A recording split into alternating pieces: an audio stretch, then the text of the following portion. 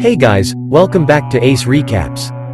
Today I'm going to be explaining a 2018 Korean sci-fi adventure film titled Psychokinesis. Rumi, a local restaurant owner known for making the best chicken in town, tells her story about how her dad abandoned her and her mom when she was just 10 years old. To raise her, her mom used to buy clips from a wholesaler and sell them on the street to raise enough money for food. From there she learned to work hard and now has her own restaurant. As she sleeps, a large group of construction workers come to her restaurant where they try to break in. Rumi calls for help and tries her best to fight them off, but to no avail, there are too many of them. Her mother drives in just then and tries to save her daughter, but the workers don't let her through. Using her car she drives through the crowd, which pisses them off. She is pulled out of the car, at which point she hits her head on the sidewalk and passes away. Looking at this, Rumi cries in horror, whereas the workers stand by in regret. Early next morning, we watch as an asteroid flies through the city. It lands on top of a hill and the radioactive material inside of it seeps through the ground and into a nearby stream, which is consumed by an individual. So-hyun thinks that there's something wrong with the water and warns everyone about it. As he continues with his day, we realize that he works as a guard for a prestigious bank. He flirts with the cleaner lady and gives her some of his stolen coffee and reports feeling some abdominal distress due to the water he consumed earlier that day. That night he gets drunk outside of a shop and passes out. As his hand flickers, the things around him start moving as well. He feels terrible pain in his stomach, and just then everything around him falls to the ground. The owner of the shop sends him packing due to the mess he just made. He gets to his messy home and tries to reach for the lighter, which suddenly flies to his hand. As he's processing what just happened, he gets a call from his daughter claiming that her mother passed away. The next day, So-hyun attends the funeral to pay his respects to his ex-wife. He reunites with his daughter after 10 years and tries defending himself for abandoning them. Out of nowhere, the goons from earlier show up. Min and his men were hired by a builder to evacuate everyone from the area so that they could build a mall. The shopkeepers refused to evacuate as they were not compensated fairly for their property. A fight breaks loose and Rumi is offered some money, which she throws in their face. Kim, Rumi's lawyer, shows So-hyun around and explains the situation to him. He shows him her restaurant and So-hyun is disappointed that there's nothing he can do to help out his daughter. As he leaves, he decides to light up a cigarette. He throws away the lighter, which makes everything around him fly away too. He is shocked at his newfound powers and decides to try and test them out. Without much of an effort, he is able to attract the lighter to his hand. Suddenly, everything around him starts to levitate and he is surprised at what he can do. Not knowing what to do, he goes to work early and speaks to his coworker. He realizes that he can use his powers to earn more money for his daughter. The next morning, after the cremation of his ex-wife, all the people around the town gather at their hiding place. They discuss ways to overpower the goons by means of force. They aren't willing to let go of the issue since they killed one of their dear friends. So-hyun loses it and advises the people that there's no way they can take on the goons and the government and that they should just give away their property.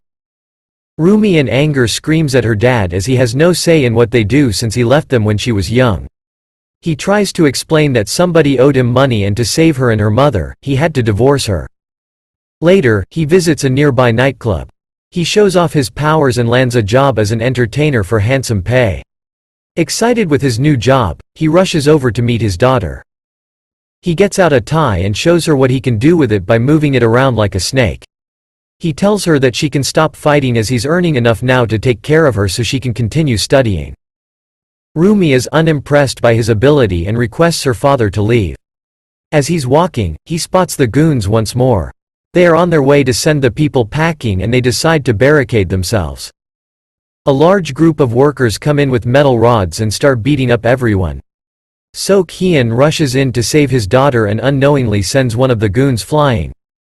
With a swift hand movement, many of the goons get thrown in the air. With his newfound confidence, he beats up more of them and saves his daughter. More goons come in but So-hyun makes them dance and give up. Later, at the police station, both parties are seen arguing about the incident. Min shows them the video but it isn't clear enough to press charges. The police are skeptical to believe that a man has such powers. All of Rumi's friends are seen celebrating Sok-hyen's powers as they now finally have someone strong enough to take on the evil corporation.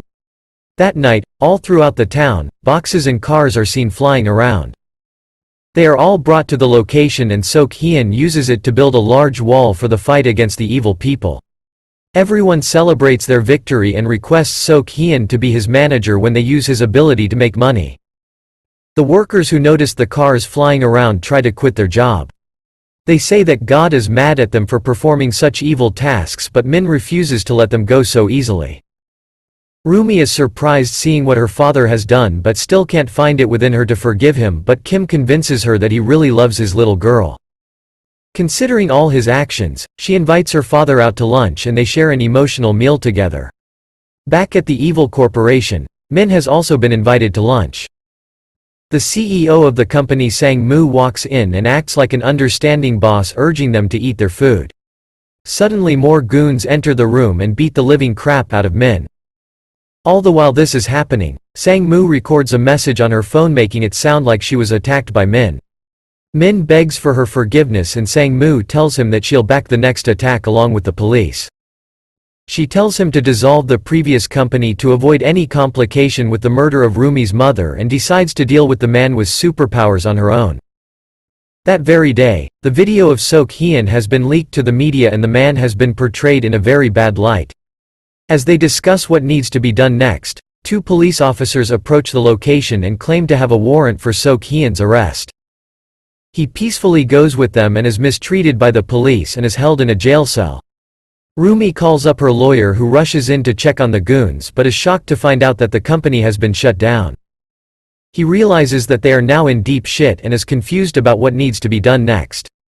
Just then a large group of police and goons enter the area and start marching towards them. Sang-moo approaches Sok-hyen in the station and threatens to ruin his reputation and destroy his daughter's life. She proceeds to offer him a job to work for her but he refuses to do so and she leaves him her card. Back at the restaurant, the police charge in with bulldozers. Rumi and her men try to hold them off by using Molotovs but they are no match for the large army. They quickly lose control of the situation and a large explosion pushes Rumi aside. Min orders the police officers to kill everyone and clear the place as soon as possible. All of them rush into a nearby building and are blocked by the evil officers with nowhere to run. When Sok-hyen is directed back to his cell, he notices the explosion on the news. Pissed off, he breaks out of his jail cell with an explosion.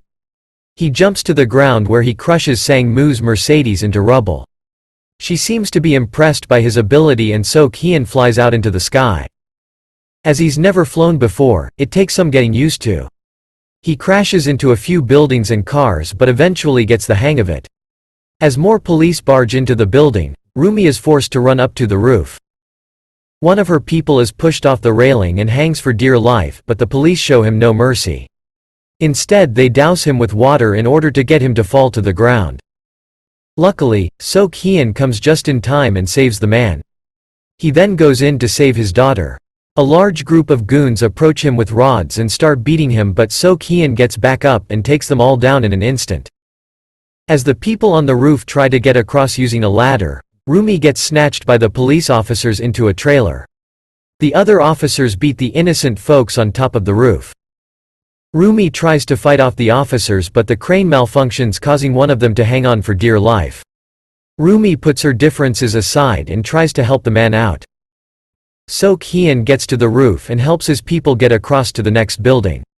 He takes down the remaining officers and then proceeds to gain control of the crane. He uses all his powers to drag the crane close to the building but just as it gets close, he slips causing Rumi to fall straight out the container. Just as she's about to smash into the ground, Sok-hyen uses his last ounce of strength to jump down and save his daughter. Being terrified about losing his daughter once again, he urges them to give up the fight. He flies down to the ground, punches Min into the wall and surrenders to the police. They arrest him and move on from the location in peace. 4 years go by and Sok-hyen is released from prison. Kim picks him up and asks his permission to marry his daughter, to which he agrees. He is then taken to the location of the restaurant. The builders demolished the place but the fight caused a mass protest stopping them from ever building the mall. Kim then takes him to meet his daughter. She now has a new restaurant which is crowded and doing very well in business. The movie ends as we watch Rumi calling out to her father to help out, and Sok Hyun uses his powers to serve beer to the customers. That's all, folks. Thank you for watching. If you like the video, please don't forget to like, share and subscribe. Have a great day.